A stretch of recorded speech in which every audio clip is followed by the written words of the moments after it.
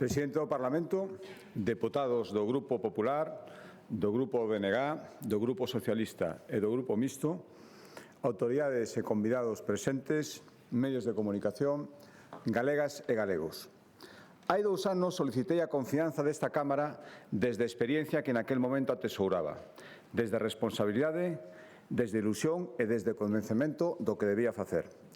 Hoxe, confésolle sentir todas aquelas sensacións, pero cunha intensidade aínda maior.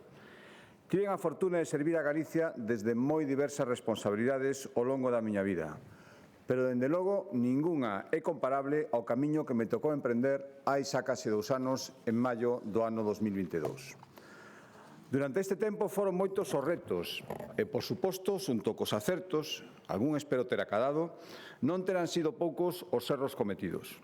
Polos primeiros, dende logo, dou gracias a todos aqueles que contribuíron comigo a conseguilos. E polos segundos, por suposto, pido desculpas e comprométeme a seguir aprendendo deles para non volver cometelos. Pero a día de hoxe, os desafíos que afronta Galicia e as oportunidades que asoman no horizonte cárganme de ilusión, de enerxía e de orgullo para emprender o carón do pobo galego esta nova etapa. É posible que os ritmos que marca a actualidade dificulten percibir a enorme transformación que viviu Galicia nas últimas décadas. A nosa terra foi quen de seguir sendo fiel a si mesma, sen por iso renunciar a incorporar avances que nos permiten equipararnos a territorios que non hai moito semellaban absolutamente inalcanzables. Basta repasar as hemerotecas de hai 3 décadas, ano 1994, para atopar que este é un exercicio útil que nos permite recuperar a perspectiva sobre a evolución que vivimos durante este tempo. Daquela, hai 30 anos, facíase en Galicia o primeiro trasplante de fígado, 3 anos despois de marcar un fito co primeiro trasplante de corazón. Hoxe, a nosa comunidade é unha referencia en trasplantes con máis de 330 cada ano. Naquel 1994, había que saír fora da nosa comunidade para intervencións complexas, que agora se fan aquí con toda a normalidade. E non existían, por exemplo, os hospitais do Barbanza, de Cee nin do Salnés. Neste tempo, a sanidade pública duplicou o número de profesionais que traballan nela e as operacións que realiza cada ano. Entón, hai 30 anos, a nosa comunidade tiña 194 kilómetros de vías de altas prestacións. Hoxe ten 7 veces máis, casi 1.500. Hai 30 anos, despois do Gran Xacobeo 93, a nosa comunidade acolleu 2,6 millóns de turistas. Este ano estamos traballando no 2024 para consolidar e superar o récord histórico de 7 millóns acadado no ano 2023. No 94 acudían á escola infantil 5 de cada 100 nenos galegos. Hoxe esta cifra multiplicouse por 10. A esperanza de vida dos galegos pasou dos 78 aos 83 anos.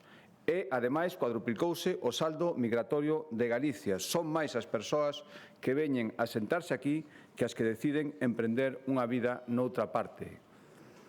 E o noso sector primario tamén viviu unha revolución. Producimos o dobre de leite e exportamos o triplo de produtos pesqueiros.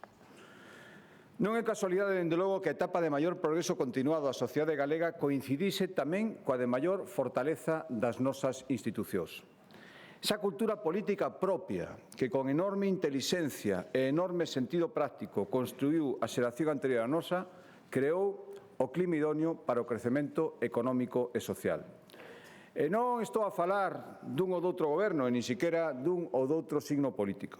Estou a falar dun país, a autonomía que funcionou, a Galicia que funciona. E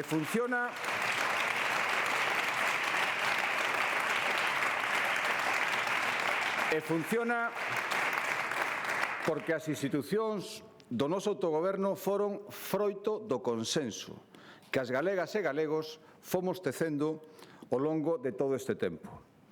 Por recoñecementos que aquí estiveron e por respeto tamén aos que están e, sobre todo, os que estarán, é o noso deber que Galicia siga sendo un referente da boa política. Señorías, hoxe observamos en moitos escenarios máis dos desesables como por intereses partidistas e, ás veces, mesmo persoais, se lle resta valor ao diálogo. Observamos como se desacreditan as posturas equilibradas e como pouco a pouco se vai consolidando unha política de trincheiras, na que parece máis importante escoller un bando que comprobar onde está a razón e quen a ten. Estou especialmente orgulloso de que Galicia non sexa así e porei toda a miña parte para que a vida pública galega siga sendo exemplo de convivencia. E mentres por moitos lugares do mundo e de España, sin ir máis lonxe, galopa a discordia, a nosa terra mantén intactos os principios da convivencia. A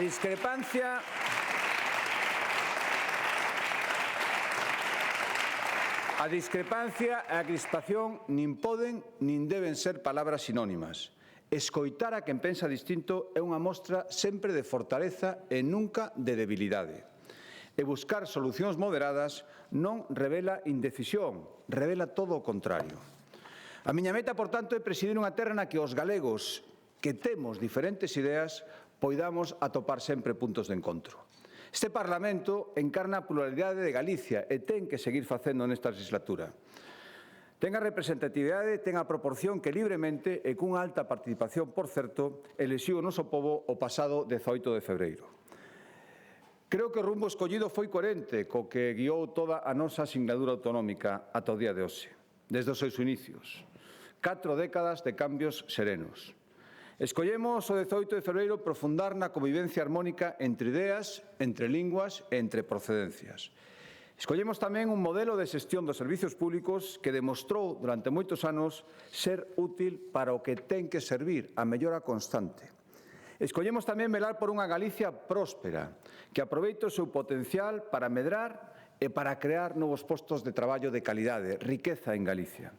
E escollemos tamén avanzar nunha autonomía solidaria e corresponsable cos povos que nos rodean. Temos identidade propia, pero non estamos solos.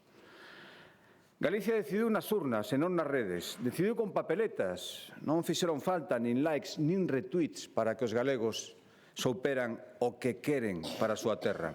Agradezo, polo tanto, a confianza dos máis de 700.000 galegos e galegas que a depositaron no meu partido, pero tamén, e quero deixalo claro, me sinto especialmente responsable cos que escolleron outras opcións, parlamentarias, hoxe aquí representadas, extraparlamentarias, por non ter acabado representación, tamén cos que votaron en blanco e tamén cos que decidiron non ir a votar.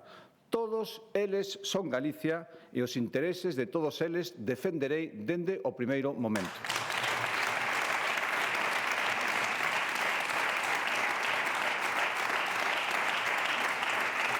Polo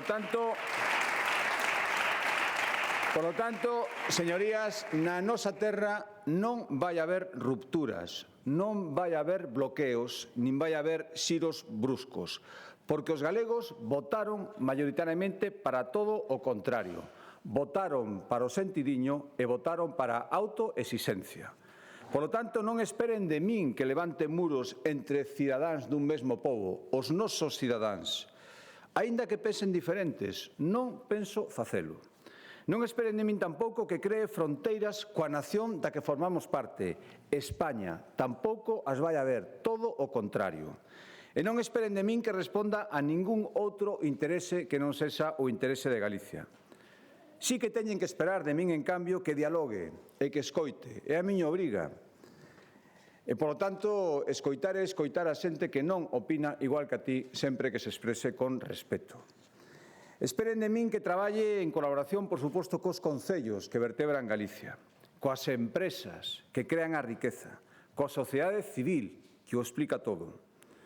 E, por suposto, esperen de min que tenda a man o Goberno central, sempre con vocación de que a nosa terra progrese e sempre tendo a mesma lealtade pola outra parte.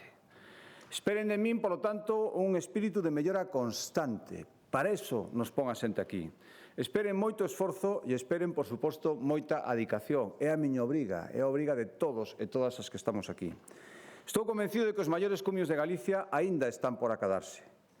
E non só esperen todo isto de min, o que teñen que facer, dende logo, é exixirmo, porque é a miña obriga cumplilo. E non veño aquí para presentarme como ningún salvapatrias, ningún reivindicador de causas persoais ou abanderado de posturas extremas. Por desgracia, xa hai demasiados e demasiadas persoas así na política actual. Eu veño como servidor de Galicia. E, polo tanto, non veño aquí para actuar como se estivese por enriba do meu pobo, do noso pobo, que me deu a confianza e a partir de aí non teño por que darlle contas. Eu son un máis, e o máis obrigado a escoitar e a servir a Galicia. E, polo tanto, non veño aquí a decir que eu serei capaz de facelo todo só. As cousas que consigamos, e espero acadar moitas cousas, serán logros colectivos do pobo no seu conxunto. E, polo tanto, frente ao ruído e intransixencia nos que algunhas forzas políticas nos queren situar, a pesar do veredicto electoral, eu quero gobernar dende a normalidade da Constitución e do Estatuto, que é marco dabondo para facer moitísimas cousas. Quero gobernar, señorías, dende o edificio normativo que naceu desa reconciliación, dese autogoberno que nos dimos. É así como a Galicia acadou as súas cotas máis extraordinarias, e así as ten que seguir logrando. As decisións do Goberno de Galicia non van estar baseadas na satisfacción de ningunha minoría, nin das estruturas de ningún partido, empezando polo meu, nin de ningunha ideoloxía determinada, sexa esta a que sexa. A medida do éxito das nosas políticas non será outra cousa que o progreso de Galicia. E se hoxe estamos aquí nesta sesión de investidura é porque contamos cun marco institucional no que se nos recoñece a capacidade de autogobernarnos. Non somos os encargados de seguir materializando ese soño que no seu día compartiron Rosalía, Brañas, Castelao, Piñeiro e outros moitos, tantos que dende diferentes plantexamentos ideolóxicos compartiron o máis importante, o amor a unha Galicia que ten que ser dona do seu futuro.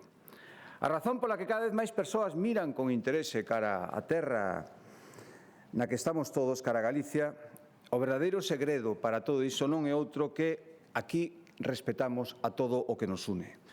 Únenos, en primeiro lugar, unha lingua que todos sentimos como propia e cunha vitalidade a proba de cambios sociais, demográficos ou ideolóxicos. O galego, señorías, non é propiedade de ningunha ideoloxía. O galego é un idioma extenso, o galego é un idioma útil, que forma parte do que somos, da nosa alma, e cusa utilidade vai máis alá das nosas fronteiras hai moito tempo.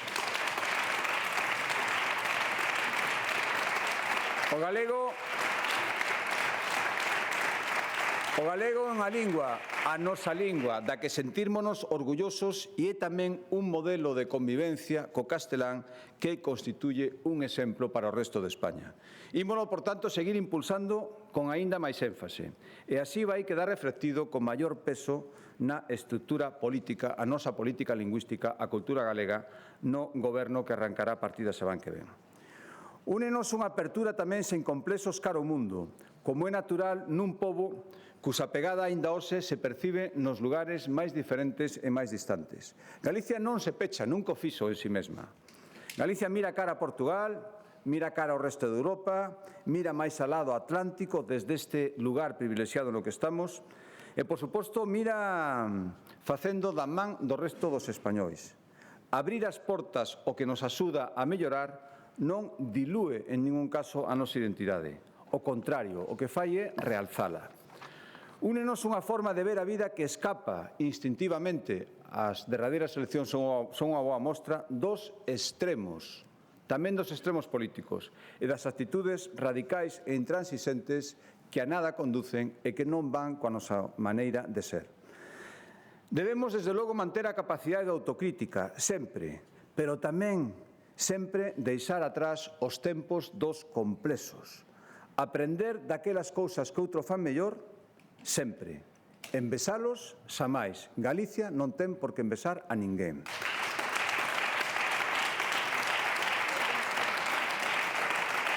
A mellor forma, señorías, de encarar o futuro é con ese espírito de superación, que tamén forma parte da nosa identidade e explica a nosa historia. Consolidar o xa feito, que é moito, enmendar os posibles erros, que, por suposto, os houbo, e seguir aplicando o sentidiño no goberno, na xestión e na política. Iso é o que vai permitir seguir acadando novas metas. Iso foi o que votaron os galegos nestas eleccións autonómicas. Facer Galicia o xeito de Galicia, nada máis e nada menos. E iso, se obteño a confianza desta Cámara, é o que me propoño seguir facendo. Para iso estou aquí. A mí non me cabe dúbida, señorías, que os cidadáns votaron o pasado 18 de febreiro pensando en Galicia, pero tamén coa vista posta no que está a ocorrer no resto de España. Como non non íamos facelo? Aquí os electores ratificaron unha senda, a da responsabilidade, a da pluralidade, a do bo goberno, que é ben diferente a que emprendeu a política nacional nestes últimas datas. O mandato que eu recibín dos galegos obrígame tamén a preservar Galicia das consecuencias da inestabilidade na que está instalada o conxunto do país. Estou seguro que os galegos que me apoiaron tamén estaban pensando nese mandato. E, polo tanto, os galegos, os que me votaron nas últimas eleccións e os que non poden estar seguros de que comparto a preocupación polo que está pasando no noso país. Estou seguro que esa preocupación asinte unha inmensa maioría. Cada un a súa maneira, cada un o seu xeito, pero hai preocupación. Preocúpame que os piares do Estado de Dereito sexan moeda de cambio para obter réditos políticos. A amnistía, señorías, vendéusenos como condición indispensable para a estabilidade en España. E o que estamos vendo é que España poderá ter amnistía, pero vai seguir sin ter estabilidade. Preocúpame moito que haxe indicios máis que suficientes de que o Goberno de España está disposto a crebar o equilibrio territorial no que se asenta o país. Preocúpame moito que a maioría que sustenta o Goberno central sexa tan frágil que a convocatoria das eleccións nunha comunidade autónoma determinada, das moitas que forman o noso país, implique de xeito automático que todo o país se quede sin orzamentos xerais e que, polo tanto, Galicia, na parte que lle toca, tampouco vai ter orzamentos xerais cos perxuicios que iso supón. Por tanto, señorías, detrás do frenesí da política nacional agóchase a realidade dun país que cada vez está máis bloqueado e dun goberno que está centrado na súa propia supervivencia. E, polo tanto, neste escenario que ofrece moi poucas certezas, eu quero darlle aos galegos unha, a principal, a que máis necesitan, a que máis demandan, a imprescindible. En Galicia vai haber un goberno que defenderá por riba de todo os intereses do noso pobo. E iso teñen que saberlo.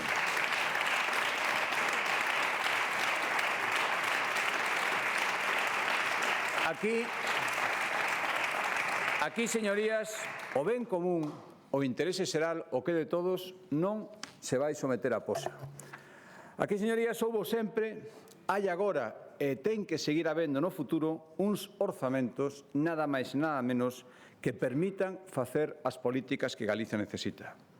Aquí o primeiro, señorías, por riba de calquera persona ou de calquera partido, como dixen antes, ten que ser Galicia. O fácil nestes momentos sería actuar como se todo o que pasa máis alá do Padornelo non tivese un impacto directo sobre Galicia.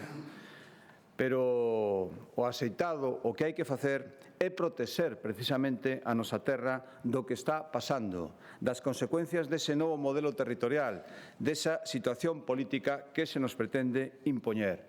Galicia, señorías, o direi as veces que faga falta, é tamén España. E polo tanto, eu nunca sería un bo presidente se me desentendese do futuro do noso país. Cando algúns dos partidos que sosteñen o actual Goberno central reivindican para unha sola comunidade autónoma unha débeda histórica de 450.000 millóns de euros sen que ninguén dende o Goberno central os desminta. Acabamos de velo onte outra vez no Senado. Cando o partido do presidente do Goberno rubrica un documento no que acorda repartir entre todos os españois unha débeda de 16.000 millóns de euros dunha sola comunidade autónoma, 400 euros vai tocar pagar a cada galego. Cando as bravatas que xa coñecemos independentistas sobre o referendo, que onte escoitamos outra vez, e sobre tantas cousas, non teñen enfrente un goberno central que lles pare os pés, e cando o partido que goberna unha comunidade autónoma que non ten máis dereitos, nin é máis digna que Galicia, tampouco menos, pero, dende logo, tampouco máis, cando esa comunidade promete a ruptura unilateral do sistema de solidaridade interterritorial, coa complicidade de tantos partidos, incluídos os que se sentan na oposición neste Parlamento, cando pasa todo eso é cando Galicia non pode, nin debe, nin vai quedar calada. En ningún caso, en ningún caso. E así, señorías,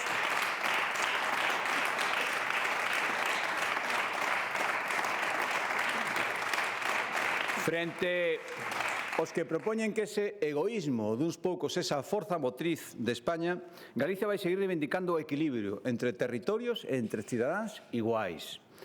Galicia falará con voz propia en asuntos que marcarán o futuro do Estado das autonomías, tamén da nosa. O primeiro, o principal, o máis urxente, a negociación dun novo modelo de financiamento autonómico que sexa xusto. Non pode ser admisible que os fondos necesarios para garantir un nivel homoxéneo e de calidad dos servizos públicos dependan de en que territorios se presten e, polo tanto, que financiamento poidan acoller en función do que se acolleron outros antes. O modelo de reparto dos recursos públicos precisa unha evolución, dende logo, neso estamos todos de acordo. Unha evolución que corrixa os desequilibrios acumulados ao longo destes anos, que foron moitos. Pero para iso é necesario que o Goberno central saiba evitar a tentación na que está caendo da bilateralidade, falar solo con algúns e ignorar os outros. Ese é o orixen de todas as eivas, de todos os problemas que se están producindo. O futuro do que é de todos debe decidirse entre todos, señorías. E, por lo tanto, as comunidades de réxime común que estamos gastando en servizos públicos fundamentais que antes prestaba o Estado, que nos foron traspasados, en teoría, co financiamento suficiente, 178.000 millóns de euros ao ano, o que sucede é que os recursos que estamos recibindo para prestar eses servicios non chegan aos 125.000 millóns e, polo tanto, faltan 53.000 millóns para cubrir ese gasto autonómico. Por tanto, o primeiro paso será que o novo sistema de financiamento corrixa ese déficit, 53.000 millóns de euros. Supoño que todos estaremos de acordo niso. Este é o principal lastre das contas autonómicas e, polo tanto, tamén do estado de bienestar e debe correxirse canto antes. E, ademais, é que as demandas que estou facendo hoxe aquí, que son as de Galicia, non son ningunha excepción.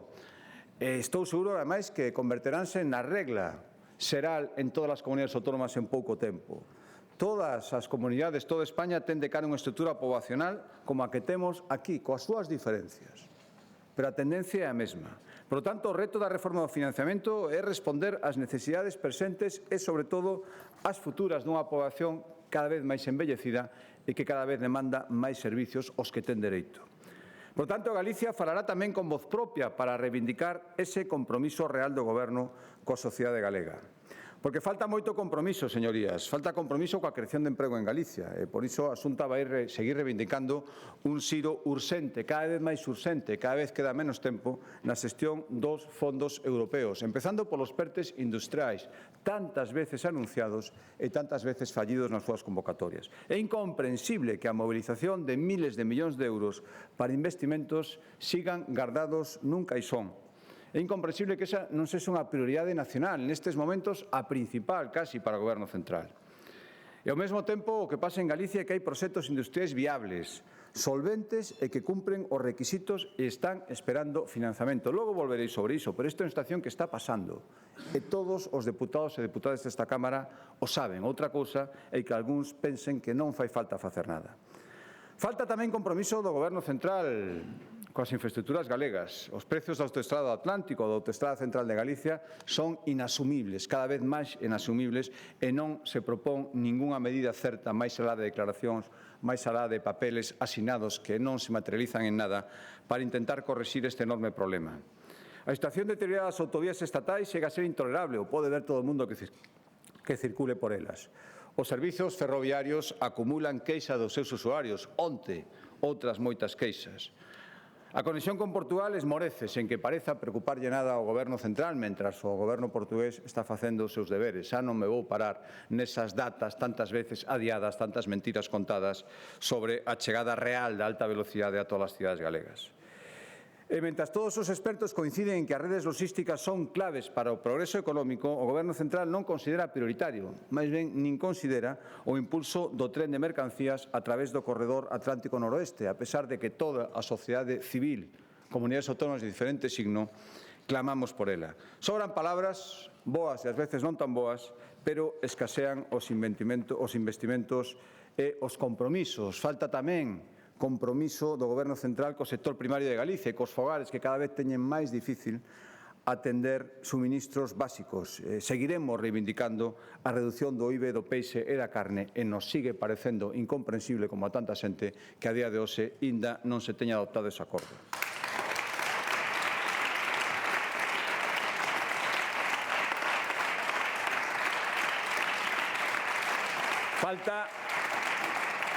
Falta tamén, señorías, compromiso do Goberno central co noso dereito sagrado para ordenar o noso propio territorio dentro da legalidade.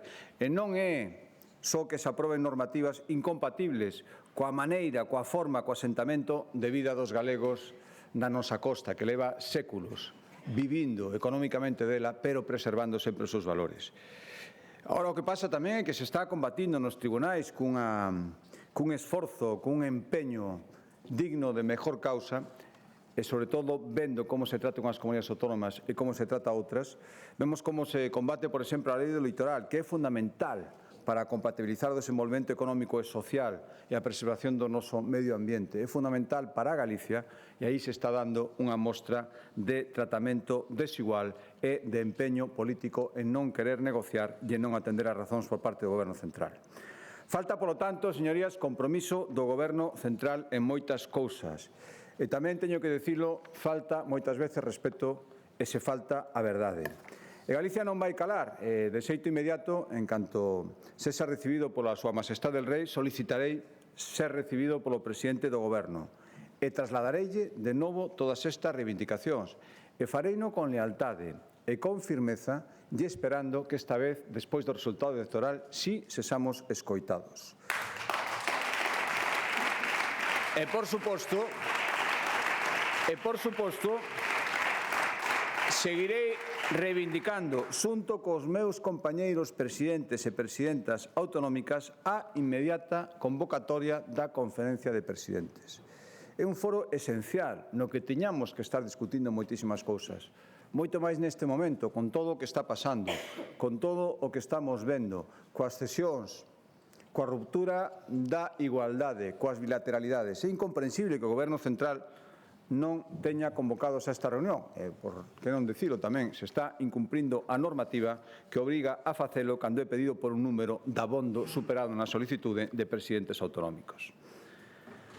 E, señorías, o Goberno de Galicia, que ten que traballar todo o que poida, para iso estamos aquí, insisto, para facilitar a vida dos galegos, quero ofrecer ese primeiro impulso que necesitan moitos proxectos empresariais para dar apoio a tantas persoas que se están esforzando en emprender e que en certos momentos da súa vida, cando toman esa decisión, queren ese apoio da Administración para afrontar os desafíos.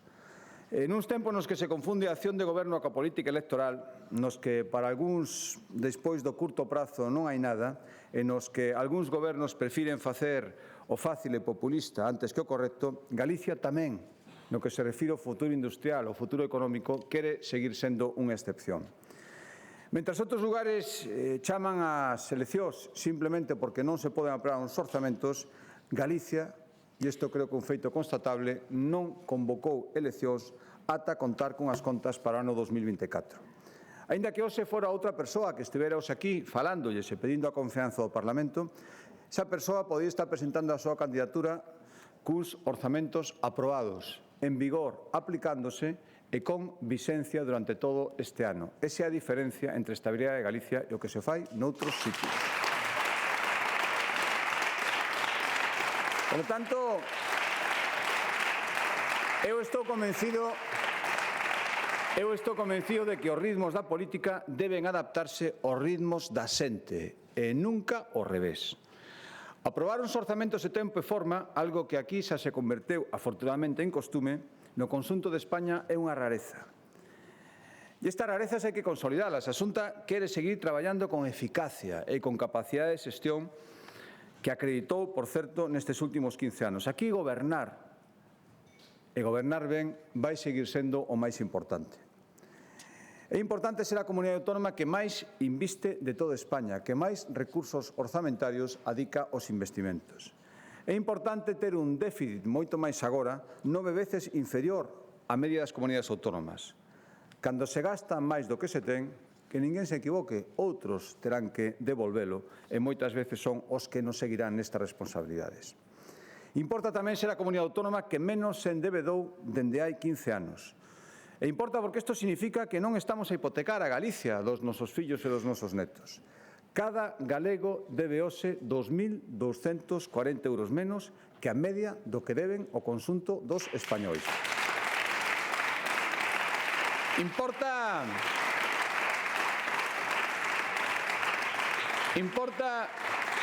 moito, e este é un dato que creo que debe ser coñecido, que mentras o Goberno de España, o Goberno central, nos últimos 5 anos e medio subiu 69 veces os impostos, o Goberno de Galicia, dende o ano 2009, non os aumentou nunca e baixounos 112 veces.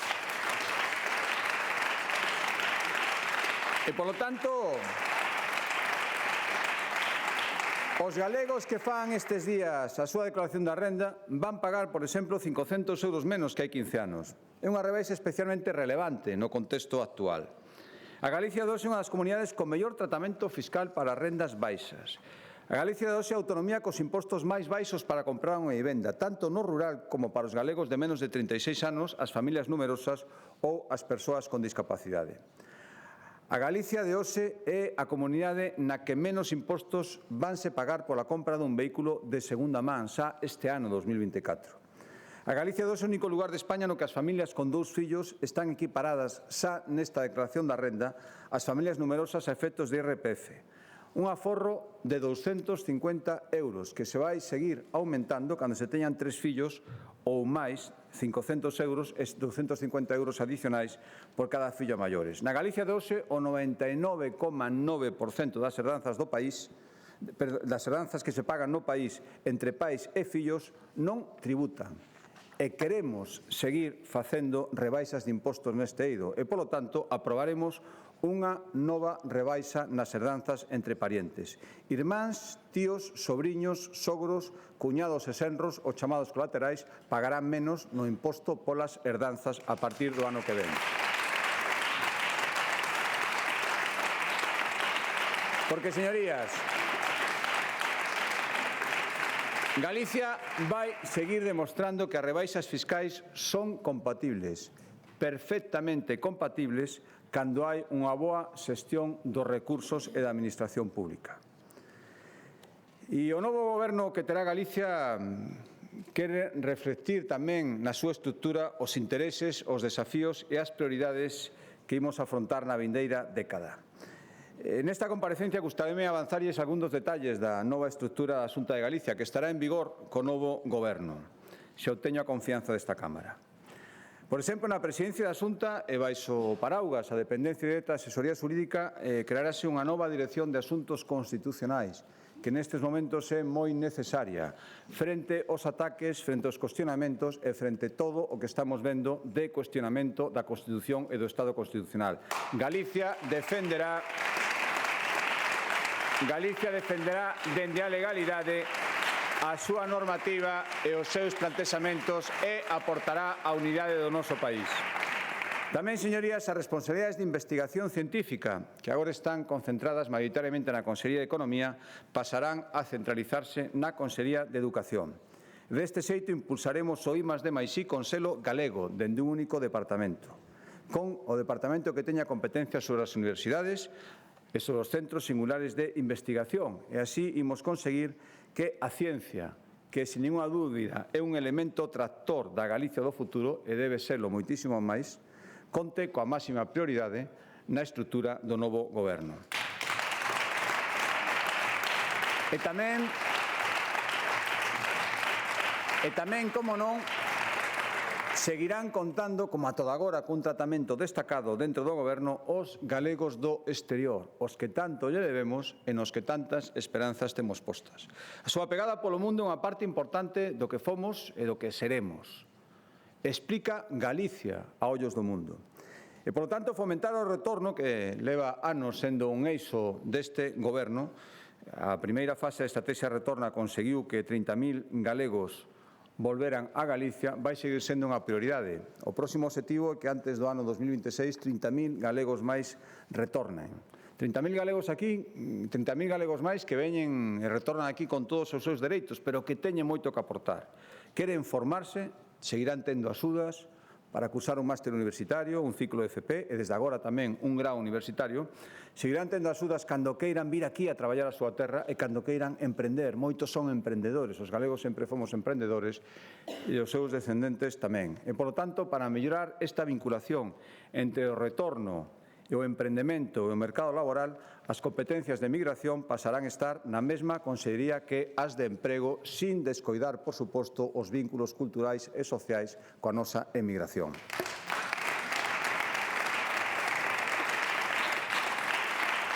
Señorías, a primeira vez que como membro do Goberno galego me sentei nun Consello de Xunta, os retos económicos e de todo tipo da nosa comunidade eran enormes e moi concretos. Había que impedir un rescate que parecía inminente. Había que preservar o noso sistema financiero que, como todos, estaba absolutamente amenazado. E no medio daquela feroz crisis económica, ano 2009, había que apoiar en todo o que poidéramos a tantos miles de galegos que perderan ou perderían en datas sucesivas o seu emprego. 15 anos despois, afortunadamente, a realidade é ben distinta. Unha realidade mellor. E este cambio é un mérito colectivo, o que as institucións públicas simplemente temos a obriga e o protagonismo de acompañar, apoiar e estimular. E o resultado é que o PIB per cápita de Galicia é o segundo que máis creceu en toda España nestes anos. O resultado é que, hoxe en día, a economía galega exporta o dobre que hai 15 anos e vimos de superar a última marca que parecía insuperable de máis de 30.000 millóns de euros en exportacións. O resultado é que o paro está en mínimos históricos, caeu un 9% nos últimos 12 meses. Non é dabondo todavía, pero imos polo camiño. O resultado é que hoxe están cotizando a Seguridade Social 32.000 galegos máis que hai uns anos. E o resultado é que somos a comunidade na que máis creceron os salarios durante estes anos, 3 puntos por riba da media nacional. Por lo tanto, a historia de Galicia é un relato de dificultades, pero tamén de superación, polo noso espírito emprendedor e pola determinación que temos ante as dificultades. E, polo tanto, esta vez, como hai que seguir superándose, como sigue habendo dificultades, non vai ser distinto. Nin este pobo, nin, por suposto, o Goberno da Xunta, se vai acomodar en ningún caso. E iso quere decir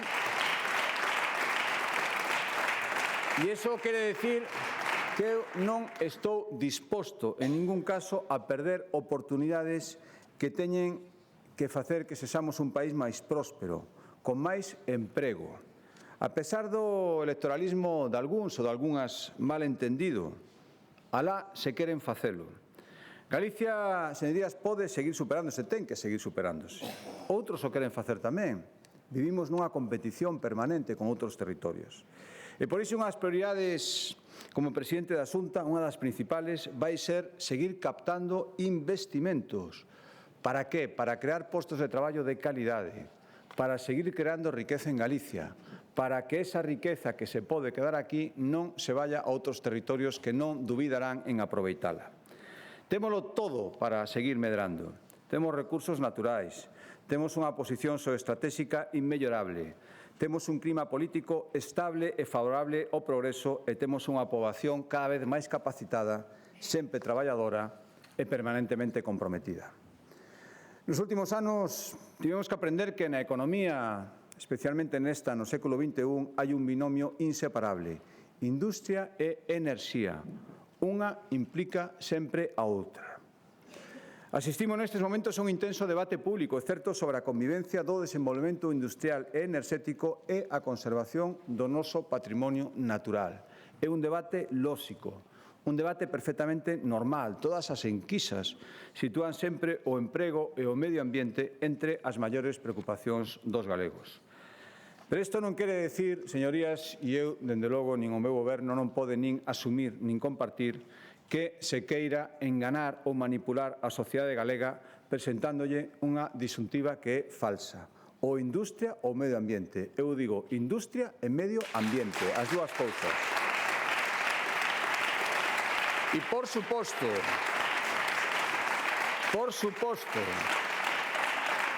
suposto que non vai sair adiante en ningún caso e baixo ningún concepto, ningún proxecto empresarial que sexa incompatible coa preservación do medio ambiente.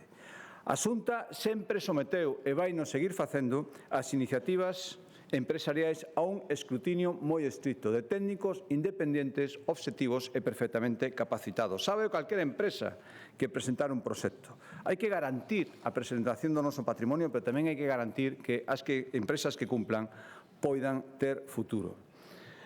De logo, eu non penso, nin o Goberno pensa transisir ante posturas populistas que consideran que ningún proxecto industrial nin enerxético pode sair adiante nunca en Galicia. A miña postura, que estou seguro que é compartida por moitísimos galegos, algúns o expresan con máis vehemencia que outros, é que Galicia debe darlle a benvida a todo investimento que sexa viable, a todo investimento que cree emprego e que cree riqueza. Pero a todo investimento, eso, insisto, é condición indispensable, que respete a nosa contorna e cumpra escrupulosamente coa legislación vixente. Non nos equivoquemos, señorías.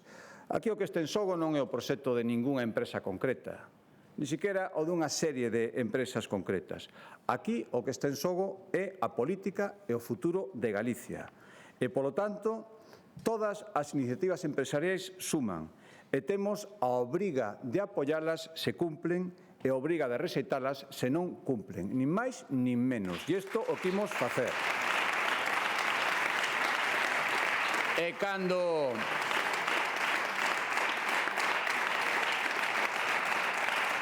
por ideoloxía, sí, respóndese sistemáticamente non a toda iniciativa empresarial, eso é porque a prioridade non é ni nunca foi o progreso de Galicia. Eu creo que non fai falla recordar a benvida que se dispensou no seu momento, por exemplo, e sin ir máis lonxe, a planta de San Cibrao, a planta de Alcoa. Son os mesmos que agora piden a súa intervención urxente para manter a súa viabilidade. Os mesmos ou os seus sucesores. Estes postos de traballo que hoxe sabemos esenciais que o son para a Mariña e toda a provincia de Lugo nunca se terían creado se a cofraría da Perpetua negativa se tivera salido coa súa. Por non falar da navallada na terra coa que se quería impedir que se construíra unha autopista pola que os que agora querían impedilo, os que naquel momento querían impedilo, agora circulan con toda normalidade.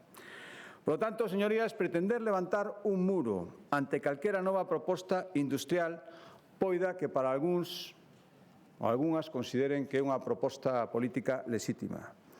Eu, dende logo, creo que en ningún caso pode considerarse nin progresista, nin útil, nin viable para o futuro da Galicia que espera traballar con postos de calidade aquí na nosa terra. Eu o teño clarísimo. E, polo tanto, señorías, falaba de que, e creo que é o momento neste discurso, é o momento de propoñer pactos. Tempo haberá durante a legislatura de saber onde estamos cada un, as responsabilidades e as consecuencias. Pero gustaríame, ao inicio desta legislatura, poder tecer neste Parlamento un primeiro e amplio consenso sobre os asuntos que forman parte da nosa columna vertebral económica, sobre o noso futuro, sobre o futuro de moitas familias e moitos empregos que están en xogo e que outros queren para sí noutros territorios. Por tanto, hoxe tendolles a man para chegar a un pacto pola industria e enerxía que permita prosperar a Galicia na vindeira década, nin siquiera nesta legislatura, na vindeira década. Gustaríame que todos os partidos con representación parlamentaria pudesen facer as súas propostas en materia económica e poñernos de acordo, e unha vez que nos poñamos de acordo, respetar ese acordo. Eso sí, sempre traballando dende a objetividade e nunca dende a demagoxia, nin ideoloxía, nin os plantexamentos electoralistas. Hai que ser realista, realista en positivo, responsable, afastado, como decía, da demagoxia. Isto require, dende logo, máis esforzo e máis reflexión que as posturas fáciles de decir que non, pero tamén son moito máis útiles para a nosa terra. Alternativas que fuxan das eternas negativas.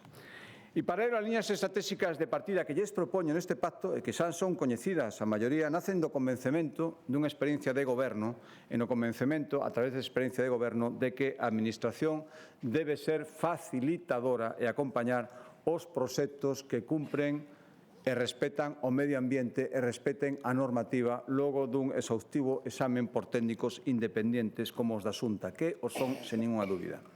Por tanto, propoño que tramitemos nun prazo máximo dun ano todos os proxectos que creen como mínimo 25 ou máis empregos e que traen consigo un investimento mínimo de 2 millóns de euros. Saben que non somos moi ambiciosos, haberá proxectos de moito máis cartos, pero partamos dunha base realista e asumible. E se non cumprimos, que lle indemnicemos aos promotores que, sin culpa, ven como non se cumpre ese prazo máximo dun ano. Para iso, avances e outros cambios nas estruturas. As competencias de ordenación do solo industrial, ata agora vinculadas ao urbanismo, pasarán a integrarse na Consellería de Industria para garantir que ningún proxecto viable en Galicia que cree postos de traballo non poda convertirse en realidade por falta de chan industrial. E propoño tamén que demostremos con palabras os compromisos a moitas forzas políticas e desencha a boca falando da colaboración público-privada. Pois ben, exemplos prácticos para demostrarse así. Eu propoño a creación dun fondo público-privado cun capital inicial de 300 millóns de euros para dar impulso e financiamento ás iniciativas empresariais máis prometedoras dende o punto de vista da creación de postos de traballo e consolidación de vías industriais. E no ámbito enerxético propoño que sigamos consolidando algo que xa existe, a Sociedade de Recursos de Galicia, na que participan moitos investidores galegos, que nada teñen que ver coa promoción enerxética, pero que queren apostar pola nosa terra. Este é un instrumento pioneiro, non existe ninguna outra comunidade autónoma, xa está constituído e o que fai falta agora é impulsalo, acompañalo, fortalecelo, para conseguir asentamentos no territorio e para conseguir beneficios directos dos habitantes que están nos territorios onde se aproveitan os recursos naturais. Sobre estas premisas, señorías, e moitas máis que iremos perfilando durante os vindeiros meses, agardamos as súas achegas. Estou seguro que, se todos estamos de acordo en consensos básicos, podemos sumar e podemos conseguir unha mellor Galicia, tamén industrial e económica, que tanto como decir unha Galicia de futuro. Estou convencido de que Galicia ten potencial para liderar moitas cousas neste eido. As enerxías verdes que xa están aquí para quedarse e que van ter un desenvolvemento extraordinario en moi pouco tempo son un potencial enorme, ideal para Galicia. E, por tanto, nós temos a responsabilidade de aproveitar estas oportunidades e tamén conseguir que ese desenvolvemento, eses beneficios, se repartan directamente, para eso é esa sociedade, entre outros instrumentos, na sociedade galega e especialmente nos lugares onde se asenten estas instalacións. Dende a invasión rusa de Ucraína sabemos mellor que nunca que os recursos enerxéticos son fundamentais para definir o destino dos países. E é certo que estamos inmersos nunha transición enerxética que é imparable en todas partes e, por suposto, tamén en Galicia. E, polo tanto, non podemos quedar atrás. Eso sí, hai que incorporalo a nosa maneira e con todas as garantías. Por tanto, Galicia non vai ser parte do problema do cambio climático, ao contrario, estamos sendo parte da solución. Somos a segunda comunidade que máis reduciu as emisións nas últimas 3 décadas. E agora queremos ser claves para ese futuro verde, para esa solución verde que en Galicia ten moitísimas posibilidades de asentarse. E, por tanto, para centralizar e reforzar toda a tramitación complexa, necesaria, garantista, rigurosa que hai que facer para autorizar este tipo de proxectos, anúnciolles que no vindeiro goberno, que empezará a funcionar a partir da semana que ven, todas estas competencias van estar residenciadas, agrupadas nunha única consellería. A Consellería de Medio Ambiente, que levará, aínda máis se cabe, creo que xa non é posible, pero velará, polo menos para manter o nivel estricto que temos hasta agora, a exixencia e en canto ao cumprimento da normativa e tamén garantirá a máxima axilidade, que tamén é moi importante nestes casos.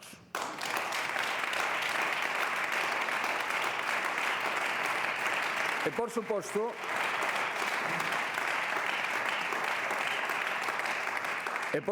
ademais de seguir defendendo a incorporación a Galicia á rede española de hidroductos, querían deixarnos fora, afortunadamente, conseguimos evitalo, o hidróxeno verde, enerxía do futuro. Galicia tamén ten moitísimas posibilidades, que tamén deixaron unha cousa clara. Hai que abogar por un desplegamento racional e consensuado da enerxía eólica mariña. Veremos tamén o que pensan os grupos desta Cámara. Nós, desde logo, o temos claro. Hai que velar en todo momento porque sexa compatible coa preservación dun dos nosos maiores recursos, que son os recursos pesqueiros. Témolo clarísimo, pero tamén temos claro que frente a posturas demagóxicas, frente a posturas irresponsables, estamos ante unha oportunidade que Galicia nin pode nin vai deixar pasar, que o temos clarísimo.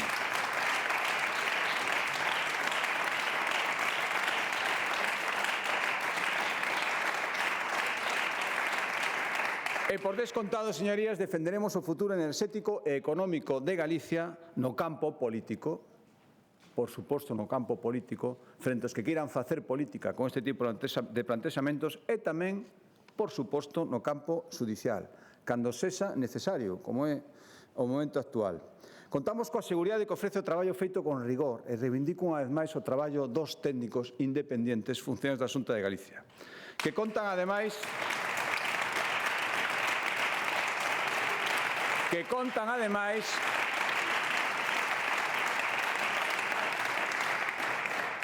e hai que dicilo moitas veces co aval do Tribunal Supremo.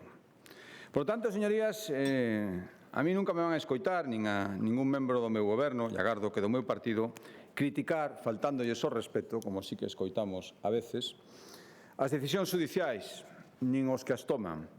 Pero, dende logo, imos utilizar todas as armas jurisdiccionais a nosa disposición. Recorreremos con todo o rigor, pero con toda a firmeza, cando non esteamos de acordo coas decisións judiciais que entendemos neste momento están poñendo en risco o futuro económico de Galicia.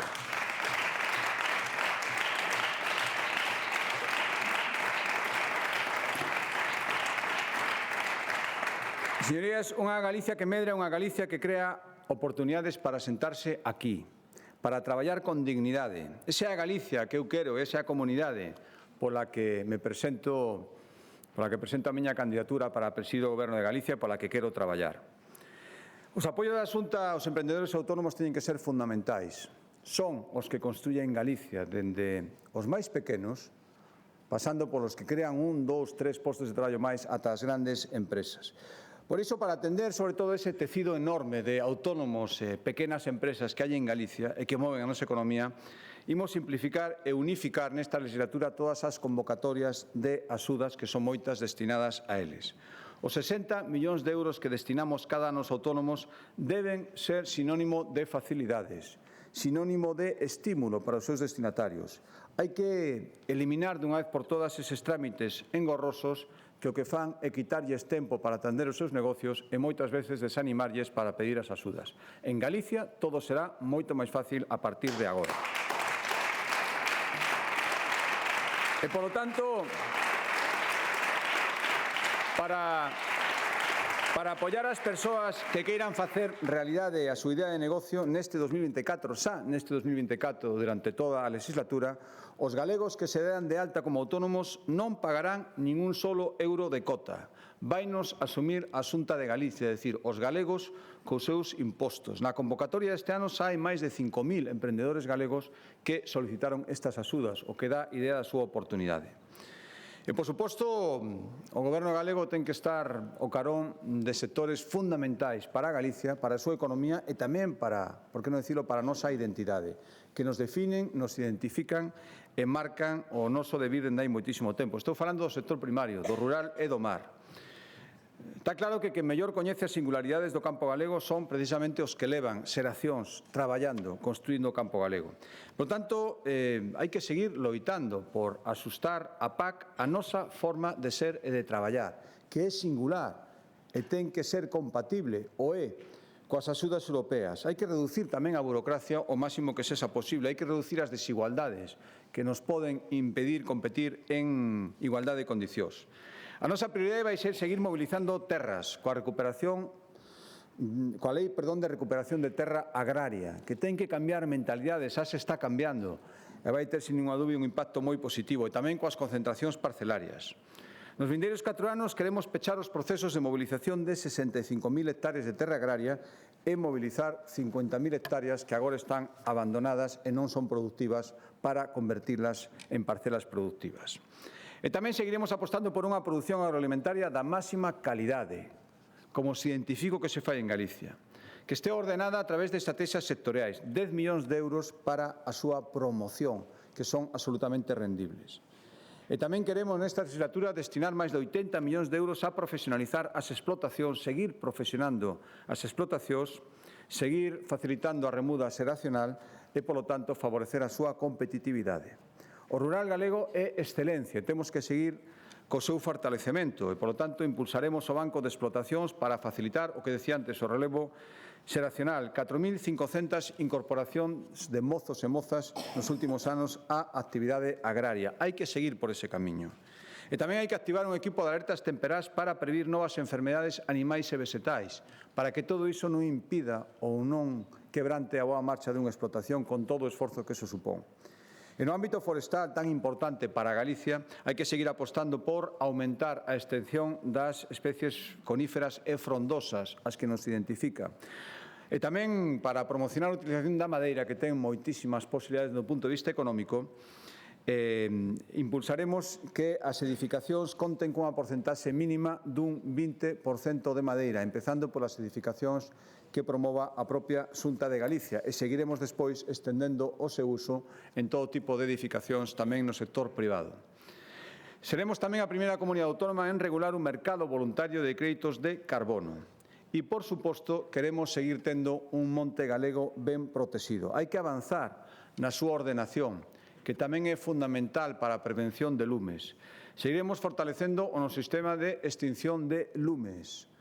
Este mesmo ano empezan a aumentarse os contratos dos traballadores, que pasarán de 6 a 9 meses.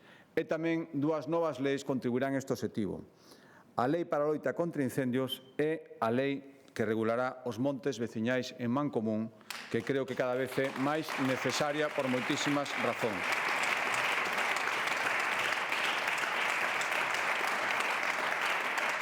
E no que se refire ao noso mar, señorías, imos a ampliar a aposta pola cadea mar-industria tan potente, tan forte en Galicia.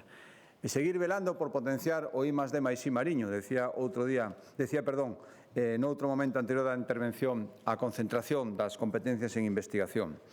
Os nosos centros son vanguarda a nivel nacional e internacional e hai que seguir potenciándoos, tamén en investigación mariña. Hai que seguir acompañando o sector pesqueiro, que necesita ser acompañado, o sector marisqueiro, nas súas xustas reivindicacións e demandas. E, polo tanto, hai que seguir defendendo ante as institucións europeas que se revise a política pesqueira común, que se vele pola ampliación das cotas da pesca, tendo en conta, ademais, esa doble vertente do sector, o que, por unha banda, hai que asegurar o aproveitamento sostible dos caladoiros, pero tamén garantizar a protección do medio ambiente. Por tanto, non se pode, contrariamente ao que algúns defenden, sacrificar o primeiro por unha maneira errada de entender o segundo. Isto o único que vai provocar é que se traslade a outros lugares a pesca onde as garantías medioambientais son menores. Por lo tanto, sexamos racionais, sexamos lóxicos e defendamos o noso sector diante de Europa, empezando pola unión que ten que ver aquí en Galicia para telo clarísimo. E, dende logo, se queremos que Galicia siga sendo a potencia pesquera que sempre foi, hai que seguir apostando pola modernización da frota e das empresas do sector. Todas esas excelentes empresas, moitas delas con moitísima tradición e con base familiar, que se dedican á industria alimentaria con base nos produtos marítimos. O récord do ano 2023, cando vendemos exterior produtos do mar por valor de casi 3.000 millóns de euros, aínda non é o noso teito. Estou convencido e, polo tanto, seguiremos apoiando todo o que teña que ver coa súa promoción. E, señorías, cando dicimos que Galicia é o mellor lugar de España para nacer e para vivir, estamos falando moito máis que dun eslogan publicitario. Non queremos ser chauvinistas, é que é unha realidade. É a constatación de que en Galicia, na nosa terra, hai calidade de vida. Recentemente coñecíamos o dato de que somos a terra con maior número de centenarios. A longevidade, todos estaremos de acordo, que é unha das evidencias máis claras dunha sociedade próspera. E hai que decir unha serie de datos que desminten algunhas afirmacións interesadas e falsas. Dende o ano 2009 chegaron a Galicia 87.000 persoas máis das que se marcharon. 33.000 das que chegaron eran menores de 30 anos. O último saldo migratorio publicado polo Instituto Nacional de Estatística é o máis positivo dende que existen datos que se publican. E isto hai que decilo. Hai que intentar que a xente que se queira quedar a traballar en Galicia poida facelo. Por eso ese pacto industrial que lles propoño. Pero tamén hai que atraer a xente. Se pode falar do reto demográfico teorizando ou se poden tomar medidas que o fagan efectivo. Por esa proposta de cambio de estrutura orgánica vinculando o retorno ao emprego. E ao final,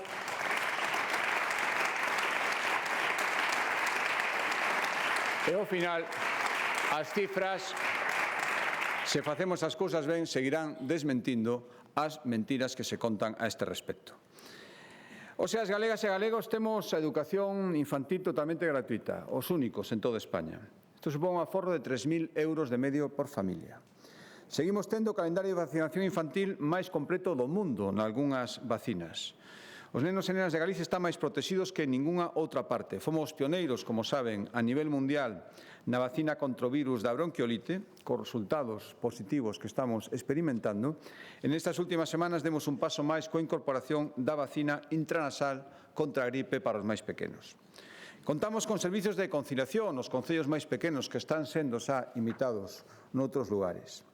En esta legislatura, Galicia quere seguir explorando fórmulas para favorecer as persoas que queren ter fillos. Imos dar o maior impulso ás técnicas de reproducción asistida dende a sanidade pública. Queremos elevar ata os 45 anos o acceso á fecundación in vitro e queremos eliminar o límite dun fillo que existía a toda agora para que o acceso a esta fórmula sexa moito máis xeral e moito máis fácil. E queremos abrir a todas as galegas a posibilidade de congelar óvulos na sanidade pública. Seguiremos tamén, señorías, explorando novas fórmulas para mellorar a conciliación e a flexibilidade horaria. Queda moito por facer nestes campos. Todos os expertos coinciden en que a etapa clave para garantir a plena igualdade de oportunidades é precisamente a etapa máis temperá, a primeira infancia. Por iso é tan importante ese dato que di que Galicia é líder en escolarización na etapa de 0 a 3 anos. O ensino galego demostrou nestes anos ser un dos máis eficaces para que as nenas e os nenos de Galicia poidan ter o mellor dos futuros. Xa somos líderes nacionais en equidade e en competencia científica no eido da educación. E estamos tamén por riba da media dos países desenvolvidos en materias tan importantes como as matemáticas e a comprensión lectora. Hai que seguir traballando para seguir mellorando. Nos vindeiros anos poremos en marcha iniciativas como os polos creativos, seguiremos contratando máis profesores de apoio, seguiremos establecendo programas de fomento de apoio á lectura, do plurilingüismo e de orientación e apoio familiar. En este arranque de legislatura xa poremos a disposición dos fogares unha medida pioneira, axudas para que as nenas e os nenos vayan a actividades extraescolares e clases de reforzo con cargo ao erario da Xunta de Galicia pagados polos impostos de todos os galegos.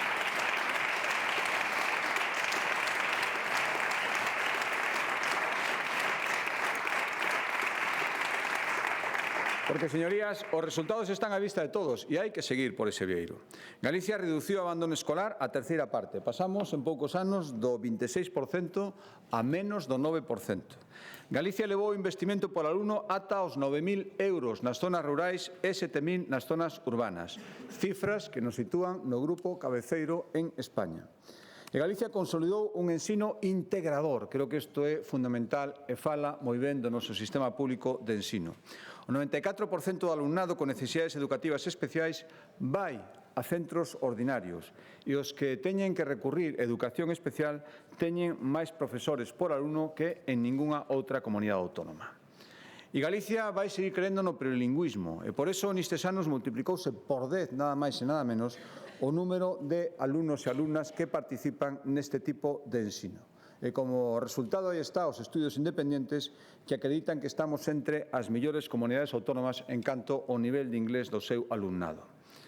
E Galicia cree tamén na educación digital e por iso na legislatura que acabamos de pechar investimos 120 millóns de euros en material digital para o ensino. E por aí imos seguir, eso sí, sin persuicio de seguir velando por limitar e regular o uso das pantallas das novas tecnoloxías nas contornas de lecer. E Galicia, por suposto, cree na convivencia escolar, algo fundamental, e as familias que teñen algún problema neste eido o coñecen de primeira man. E por iso teremos como prioridade a detección e eliminación do acoso e do ciberacoso, con protocolos de actuación e formación aos docentes e tamén ás familias para que todos estes protocolos pasen do papel a ser eficaces. E seguiremos crendo nos nosos docentes, que son o piar, sin ninguna dúbida, dun sistema educativo que se supera cada día. Por iso, hai poucos meses, sacamos adiante cun amplo acordo sindical para mellorar as súas condicións laborais, absolutamente merecido este acordo, para eliminar burocracia, para reforzar a atención á diversidade e para reducir a ratio de alumnos por clase. E Galicia vai seguir crendo na súa formación profesional. É algo fundamental. Ningún país desenvolvido que queira ter futuro económico e industrial pode descoidar a súa formación profesional. Hai hoxe 25.000 alumnos e alumnas máis matriculados na FP que no ano 2009, un 70% máis.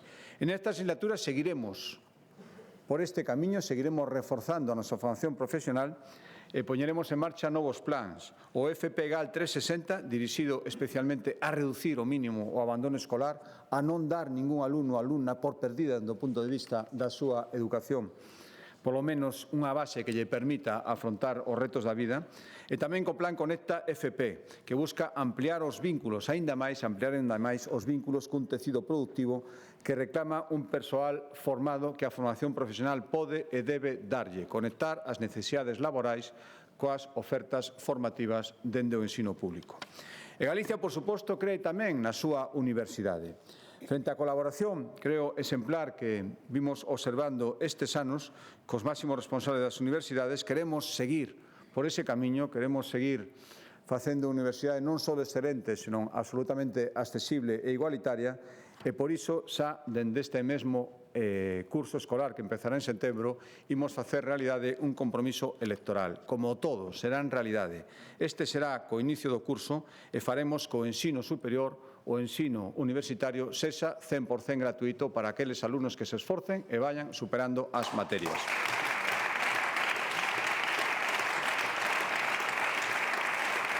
Galicia, señorías, cree na súa xuventude, como non vai creer, se é o futuro, a esperanza, os que teñen que seguir construindo Galicia. Por lo tanto, hai que escoitar a súa voz e darlles a importancia que teñen, tamén dende o punto de vista político, na estrutura do próximo goberno. Hai que comprender os seus problemas, hai que darlles solución. Eso ten que seguir sendo sempre unha prioridade. E para axudar os nosos mozos e mozas a facer o seu propio camiño, neste mesmo ano abriremos novas oficinas especializadas na orientación juvenil que van funcionar como ventana única para que poidan acceder a todos os servicios de asesoramento, de apoio, de axuda, de orientación que ofrece a Xunta de Galicia.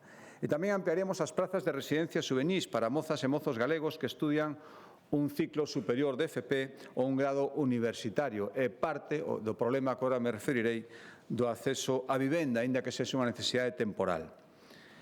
Decía que a vivenda é algo fundamental. Somos especialmente conscientes das enormes dificultades que hai agora mesmo, que padecen moitas galegas e galegos, como en toda España, especialmente os máis novos, pero non só eles, para acceder a unha vivenda.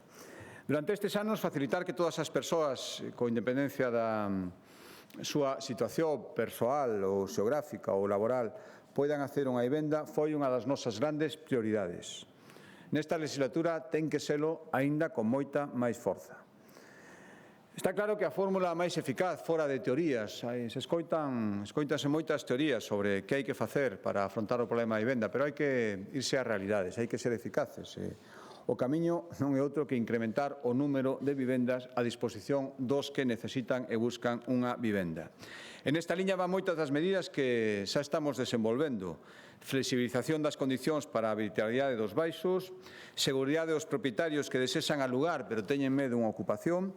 Todo isto xa o estamos abordando e hai que seguir perseverando.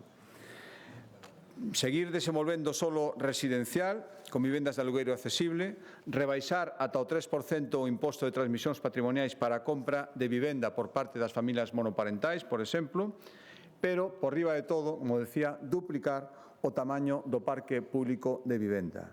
Dos 3.800 vivendas que hai hoxe, hai que chegar en 4 anos ás 8.000 a disposición dos galegos e das galegas que as necesitan. As primeiras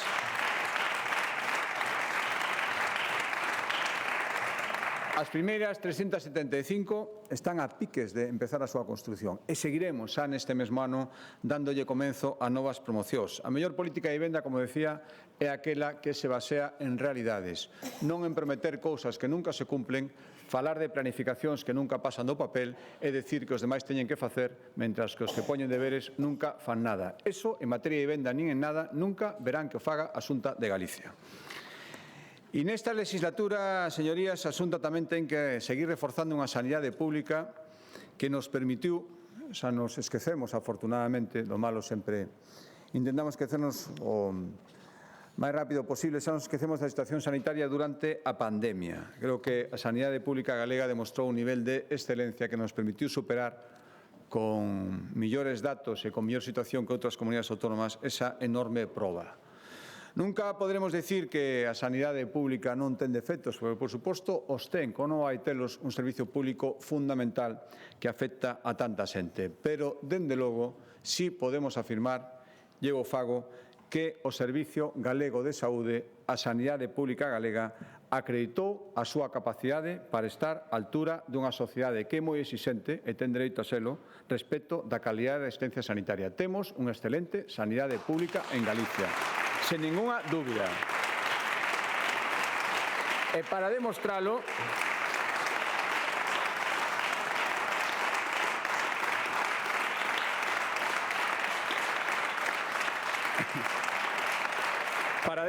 señorías, ademais de unha boa xestión fundamental, hai que implicarse con recursos económicos. Galicia vai investir na súa sanidade pública 5.070 millóns de euros neste exercicio orzamentario 2024 que xa está en vigor. Son 1.400 millóns de euros máis que no ano 2009. E os hospitais e os centros de saúde de Galicia contan a día de hoxe con un cadro de persoal de 43.200 persoas, 7.000 máis que hai 15 anos, e hai que seguir aumentando este persoal. Os frutos desta aposta decidida creo que os perciben día a día os cidadáns que recorren os servicios sanitarios. Construíronse e melloráronse un centenar de centros de saúde, 160 millóns de euros de investimento. Creáronse 2 novos hospitais punteiros en Lugo e en Vigo e emprendéronse reformas de moitísimo calado en todos os demais. Está a piques de rematarse, por exemplo, a construción do novo Monteceno en Pontevedra. Instaláronse equipos de alta tecnoloxía sanitaria en todos os hospitais galegos. O sistema Haifu e, sin ir máis lonxe, os robós Da Vinci que están en todas as áreas sanitarias e o centro de protonterapia cuxa construción empezou no día de onte aquí na cidade de Santiago e que nos vai convertir na primeira comunidade autónoma en telo en funcionamento no ano 2026. Máis de 20.000 persoas se beneficiaron da regulación de tempos máximos para probas, primeiras consultas e intervencións. Reducíronse as listas de espera.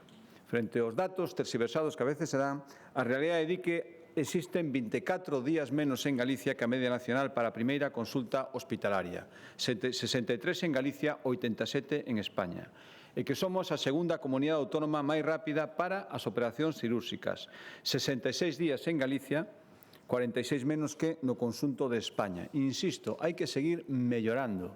Non podemos, ni moito menos, darnos por satisfeitos con estes datos e a iso imos adicarnos nesta legislatura. Pero o certo é que Galicia é a segunda comunidade autónoma na que a xente, os galegos e as galegas, mellor valoran a súa sanidade pública. 10 puntos por riba da media nacional. Señorías, por algo será, sen ninguna dúbida. E poremos...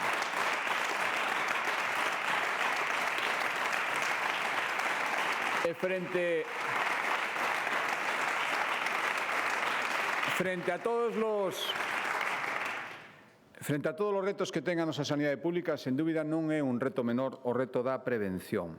Poñer a ciencia e a tecnoloxía ao servicio da detección precoz das doenzas. Isto sempre é rendible desde todos os puntos de vista. Por tanto, implantaremos nesta legislatura en toda Galicia os cribados de cancro de pulmón e cancro de próstata. Están ahora mesmo en fase piloto e queremos estendelos e realizalos a toda a población. Introduciremos tamén programas de cribado xenético das doenzas que teñan unha componente hereditaria, ao beiro dun programa que vai recompilar o ADN de máis de 400.000 galegos. Deste modo vaise poder actuar de xeito preventivo contra moitas doenzas, especialmente, por exemplo, o cancro de mama. E tamén velaremos pola adopción de hábitos saudables, importantísimos na prevención de enfermedades e na súa reducción, especialmente entre a xente máis nova. A futura Lei de Protección da Saúde dos Menores dará resposta a fenómenos sociais como as bebidas enerxéticas e os vapeadores. E tamén seguiremos con medidas de reforzo. O bono deporte de tanto éxito, adoptado en meses recentes, demostrou que a xente quere ter unha vida saludable e que o que hai facendo a Administración é estimulala. E o cheque para maiores que poñeremos, para que os maiores fagan deporte que poñeremos en marcha nesta legislatura, vai ir tamén por esa liña. E traballaremos tamén, por suposto, para que a poboación galega se beneficie dos últimos avances na medicina oncolóxica, costosos pero moi necesarios. O futuro Centro de Fabricación de Terapias Celulares Avanzadas vai permitir elaborar en Galicia fármacos personalizados, os chamados CAR-T. Os fármacos máis avanzados para a loita contra o cancro empezarán en moi pouco tempo a producirse e a administrarse aquí, en Galicia.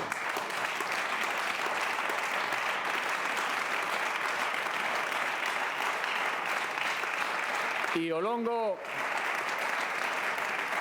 desta legislatura, as galegas e os galegos, señorías, que necesiten un tratamento oncolóxico van a poder recibir cada vez máis perto das súas casas, cos novos hospitais de día, en Cee e en Barbanza, por exemplo, en unhas condicións máis acolledoras coa humanización de todos os espacios de espera e de administración de terapias que existen nos hospitais públicos. E tamén a sanidade galega ten que facer fronte a un reto crecente, unha das grandes asignaturas pendentes de todas as sanidades públicas en todas partes, unha das grandes preocupacións sociais do noso século. Estou falando da saúde mental. Ampliáronse as plantillas para a saúde mental recentemente nesta última legislatura e por aí seguiremos. A parte de aumentar as plantillas de psiquiatras e de todos os que teñen que ver coa atención á saúde mental, contaremos nesta legislatura con un novo plan que incorporará psicólogos clínicos aos centros de saúde, de xeito que podan apoiar as persoas que necesitan reducir na medida do posible o consumo de psicofármacos. Psicólogos nos centros de saúde a través dun plan que se estenderá nesta legislatura. Por lo tanto, señorías, correspóndenos facer a nosa parte na sanidade pública. Por suposto, as competencias que temos, que son moitas e moi complexas. Facendo a nosa parte, teremos todo o dereito a exixir que os demais fagan o mesmo. Todos sabemos que a falta de médicos en certas especialidades chega a ser o gran problema para o futuro da sanidade pública en España. Onte mesmo veamos como as persoas que superaron o MIR elexían plaza e esa competencia entre comunidades autónomas para acadar plazas. Por certo, Galicia foi elexida por médicos excelentes con moi boas noticias no MIR. Isto tamén fala da excelencia da nosa sanidade, que seamos un lugar de preferencia, pero queremos seguir sendo. Non hai médicos dabondo, especialmente en algunhas especialidades, especialmente na medicina primaria. Por iso volvemos a insistir ao Goberno central que poña en marcha as medidas necesarias para resolver este problema, que só están na súa man. Hai que flexibilizar dunha vez os criterios de acreditación de unidades docentes para facilitar que se poida impartir docencia en Galicia en lugares onde ahora mesmo non se pode porque non se flexibilizan estes criterios. Hai que adecuar o sistema MIR á realidade dos recursos humanos da sanidade pública. Hai que aprobar definitivamente a especialidade de urxencias. Canto tempo levamos reclamando, xunto cos profesionais de urxencias, cantas promesas, cantas proclamas e canta lentitude para facelas efectivas. E hai que iniciar os trámites para crear a especialidade de medicina xenómica. Insisto, a Xunta fixo a súa parte.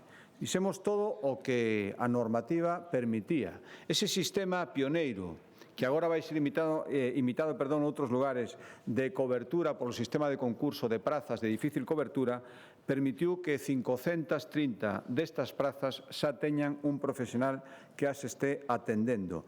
E nos vindeiros anos seguiremos por esta liña para responder con axilidade, con imaxinación e con esforzo ás necesidades da sanidade pública en Galicia. Por aí seguiremos.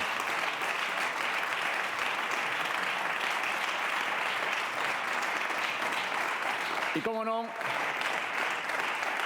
señorías, o próximo Goberno da Xunta de Galicia ten que seguir adicando un especial esforzo a atender os nosos maiores, as que a Galicia de hoxe lle debe tanto e dos que tanto pode seguir esperando a Galicia de mañá. Hai que abordar a vellez, por suposto, fuxindo da condescendencia, fuxindo das tentacións idadistas e fuxindo tamén da infantilización cos que a veces se abordan os problemas da xente maior.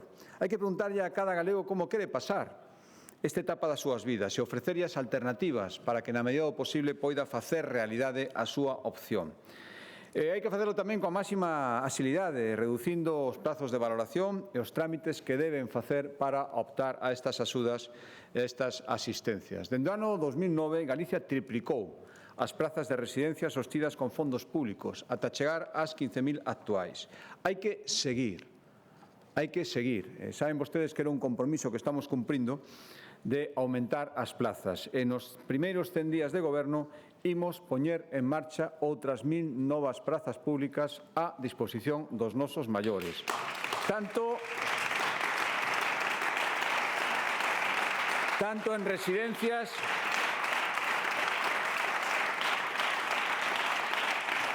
residencias como en centros de día. E aquí quero volver a facer un recoñecemento público ao traballo, a aportación da Fundación Amancio Ortega. Acabamos de inaugurar dúas excelentes residencias en Santiago e en Lugo que poñeremos inmediatamente a disposición dos usuarios galegos. E tamén este ano inauguraremos en Santiago o primeiro centro de coidados intermedios público de España, destinado a xente maior que, despois de recibir unha alta hospitalaria, aínda non está en condicións de acudir ao seu domicilio. Por lo tanto, terá a disposición este novo recurso.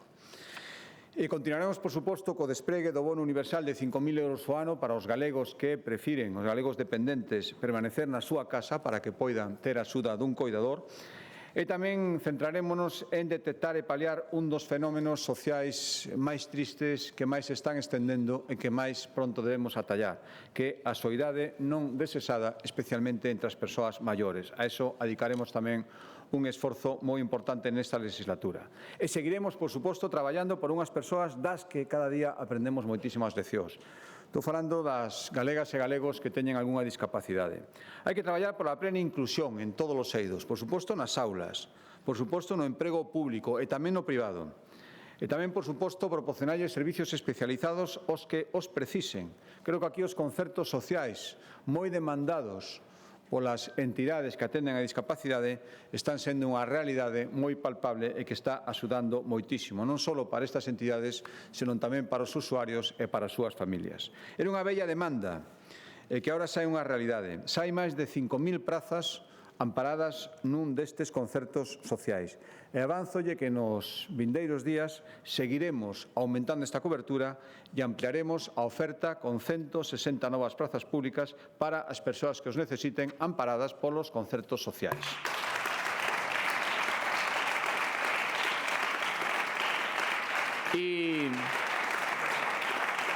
E para que os servicios públicos se fortalezan de forma sustentable e estén atendidos en todo momento polas persoas idóneas, é necesario recoñecer que estas persoas, os servidores públicos, teñen unha función fundamental en garantir e atender as necesidades dentro do servicio público da sociedade galega. Nesta liña foron e seguirán indo as ambiciosas, creo, ofertas de emprego público que estamos a lanzar en todos os ámbitos. Só no ano 2023, ano pasado, aprobáronse máis de 1.100 prazas para a Administración Xeral da Xunta de Galicia, máis de 1.200 para a Sanidade e 1.750 na Educación.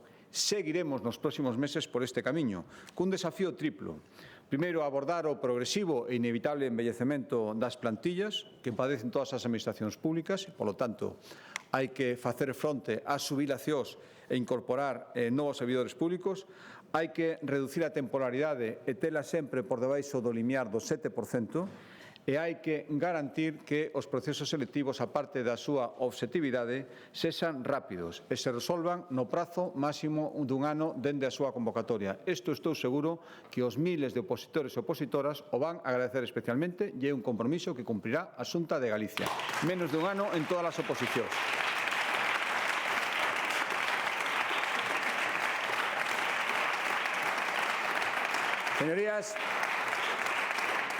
Señorías, vou rematando. O desafío que temos ante nós nesta legislatura é nin máis nin menos que construir a Galicia non dos vindeiros 4 anos, que por suposto tamén, Hai que construir a Galicia da vindeira década. Por lo tanto, as decisións que tomemos van condicionar a estrutura económica, a configuración territorial e os servizos públicos cos que contaremos dentro de 10 anos, no ano 2030, 2032, ata o ano 2034. En definitiva, o que hai que facer é prestar o mellor servizos galegos de hoxe, pero tamén os galegos de mañá. Se a nosa comunidade avanzou nestes anos como fixo, foi gracias á responsabilidade e visión de país de moitísima xente. Eu quero recordar neste discurso inicial da legislatura a todos os que aportaron dende a presidencia da Xunta de Galicia antes que a mí o seu esforzo e o seu vou facer. Estou seguro que intentaron sempre facelo o mellor posible. Por lo tanto, un recoñecemento para Xerardo Fernández Albor, para Fernando González Laxe, para Manuel Fraga, para Emilio Pérez Touriño e para Alberto Núñez Feijóo. Todos fixeron o posible por construir unha Galicia millor. E tamén, por suposto,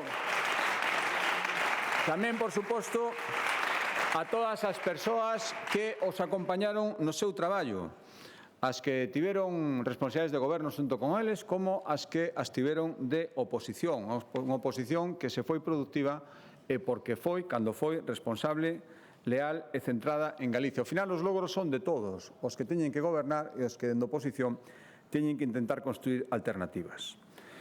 Alternativas que permiten, ademais, por exemplo, que Galicia sexa hoxe, como decía antes, unha comunidade cada vez máis vertebrada en todo tipo de infraestructuras, as terrestres de transporte, as tecnolóxicas, na área de teletraballo tan importantes, todo aquilo que permite ter unha Galicia mellor comunicada. 8 de cada 10 galegos viven a menos de 15 minutos dunha vía de altas prestacións e hai que seguir avanzando por este camiño. Por lo tanto, nesta legislatura continuaremos as execucións nas autovías da Costa da Morte, Brión-Noia, Costa Norte, Santiago Estrada e dúas nas que as melloras son inminentes, que son Tuia Guardia e Lugo-Monforte.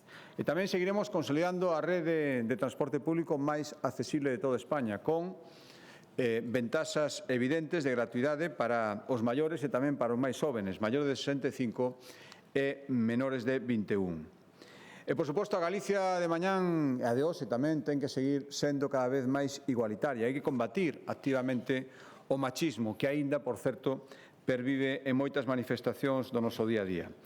Nos primeiros compases desta legislatura que iniciamos lanzaremos novos programas para o impulso do emprego feminino de alto valor engadido. E, por suposto, non vai haber cuartel na loita contra a maneira máis extrema de desigualdade, que é a violencia machista.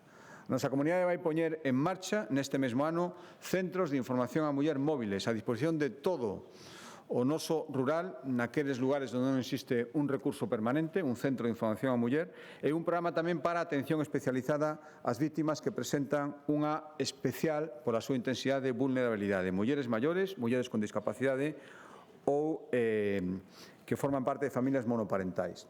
E Galicia vai avanzar na vindeira década protexendo, por suposto, a nosa lingua e a nosa cultura e abríndoa cada vez máis ao mundo, máis todavía do que está agora. Potenciaremos, por tanto, o uso de galego especialmente entre a poboación neofalante e levaremos a nosa riqueza cultural, a nosa enorme riqueza cultural, os municipios máis pequenos, os que menos posibilidades teñen de ter estas manifestacións culturais a través da rede Adival que xa pusemos en marcha hai unhas semanas. E avanzaremos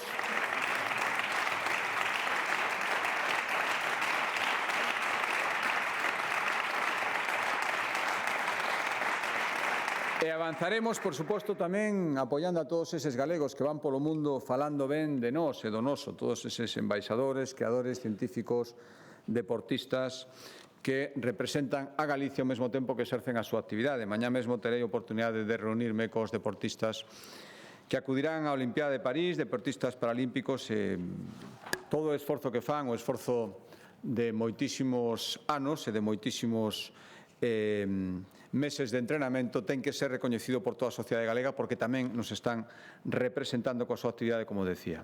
E a Galicia da vindeira década tamén ten que ter as súas portas abertas a un turismo respetuoso, cada vez máis respetuoso, que permita combinar o crecemento de visitantes coa conservación daquelo que fai precisamente que eses visitantes acudan a coñecer a nosa terra.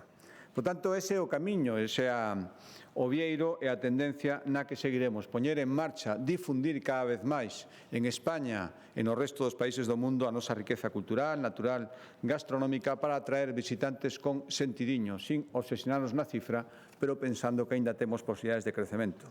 Confío, ademais, e quero agradecer aquí que a legislatura na legislatura que agora comenzamos vesa recoñecido a Ribeira Sacra co galardón de Patrimonio da Humanidade. E agradezo aquí o esforzo, a unanimidade de todas as comunidades autónomas e do Goberno de España en recoñecer que esta era a candidatura que todos debíamos apoiar. Moitísimas gracias a todos eles.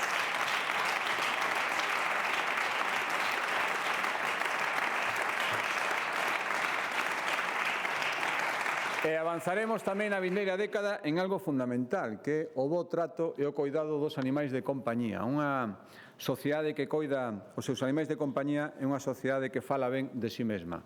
Os centos de miles de galegos que hoxe en día teñen registrado unha mascota merecen a atención, por suposto, da Xunta de Galicia. Esa medida que poñeremos en marcha de xeito inmediato, a gratuidade dos primeiros gastos veterinarios para as persoas que adopten unha mascota, creo que vai nese camiño, igual que ese novo centro de acollida a nivel galego que promoverá e sosterá a Xunta de Galicia e o apoio aos concellos de 20.000 habitantes para que sigan instalando parques de ocio canino. E tamén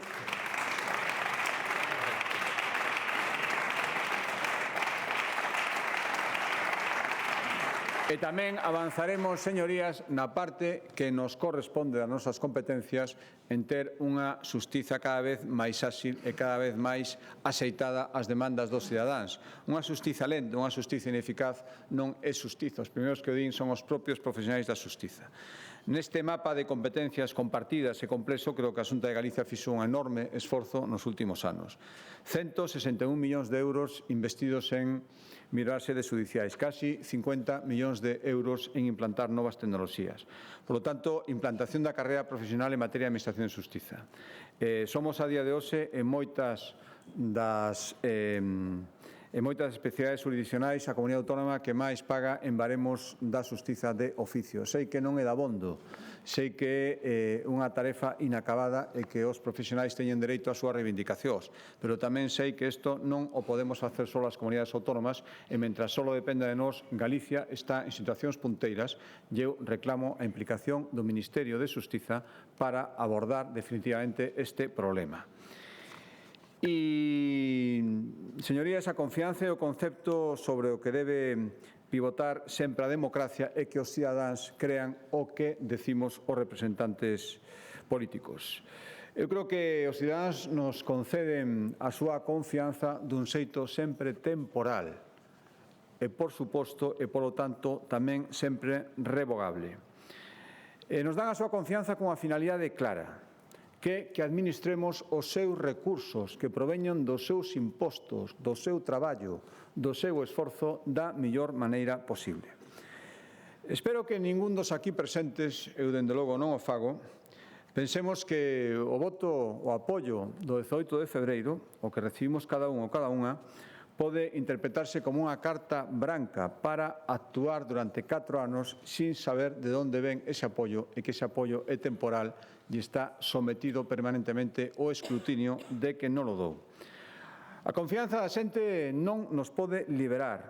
O contrario, o que ten que facer é atarnos a unha maneira de facer as cousas como dixemos que así íamos facer, cumprir os compromisos que dixemos que íbamos a cumprir. E eu, polo tanto, prometo respetar todo eso, prometo honrarlo en todo momento, prometo gobernar con palabra, que é o que a xente esperou de nós cando nos deu a confianza.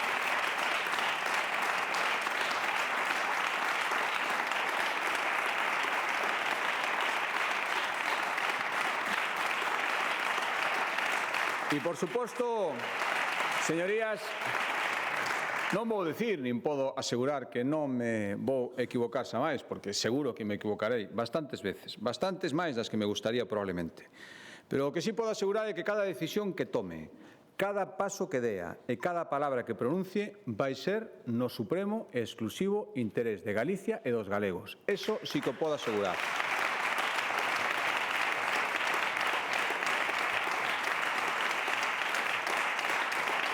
Eu creo que hai moito tempo que Galicia sabe cal é o seu destiño, sabe cales son os seus intereses e o que fai cada 4 anos é elexir a quen cree que mellor pode leválos a cabo.